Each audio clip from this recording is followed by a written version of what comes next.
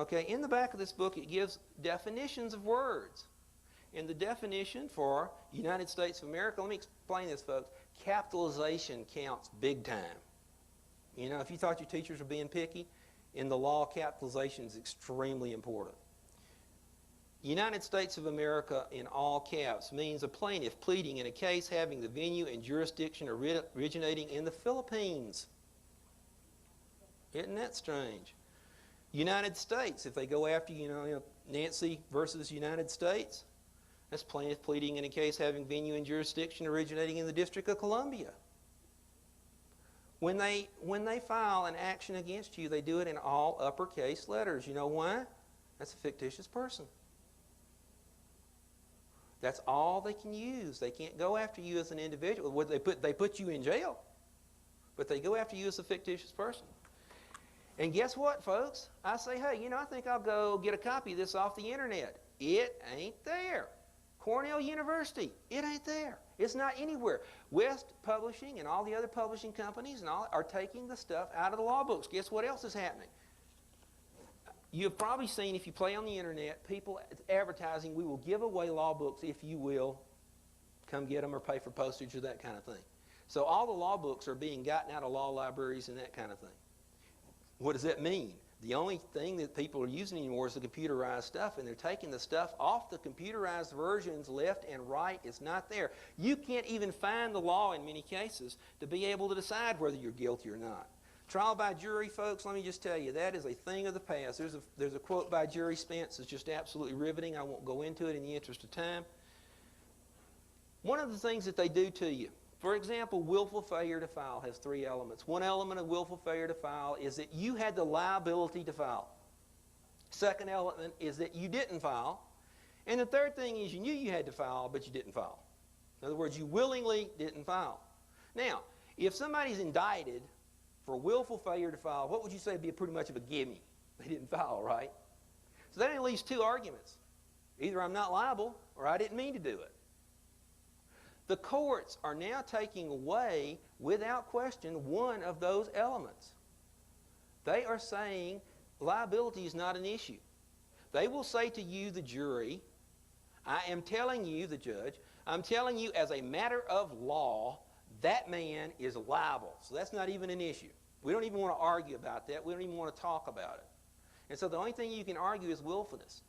And believe me, folks, you say, well, how could I be willful if I know all this stuff that Eddie talked about? And I know all these Supreme Court cases, and I know all that. They're still convicting a large percentage. One of the things I had a friend of mine write me who used one of the top constitutional lawyers is do not use a lawyer.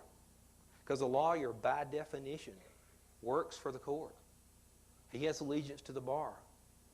And you've got to learn how to defend yourself because you're dead. Because the thing is, lawyers won't even bring up a lot of these issues that Eddie talked about. They can't bring them up because you know why? They'll be fined, they'll be disbarred, and it's happened time and time again. There's a guy by the name of Jeff Dickstein who wrote a book called Judicial Tyranny, and he talks about all the ways. And he's been disbarred in several states for trying to stand up for people.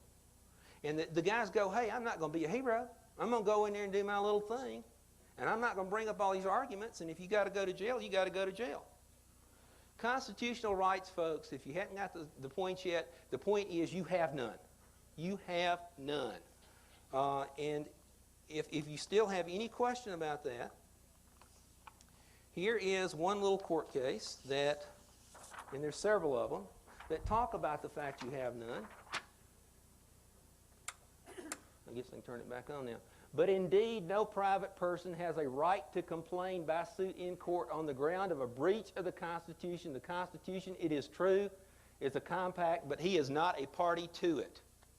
In other words, you aren't parties to the Constitution. You got no rights to complain about any violation of any of your rights, any of the Bill of Rights. You can forget about all that.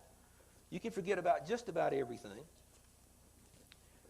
Convictions without juries. Now, this is interesting. Here, we know that, for example, Eddie brought up, correct, absolutely correct, you can't file a tax return without giving up your Fourth and Fifth Amendment rights. That's absolutely correct, and yet they're putting people in jail for it. Sixth Amendment, right to trial by jury.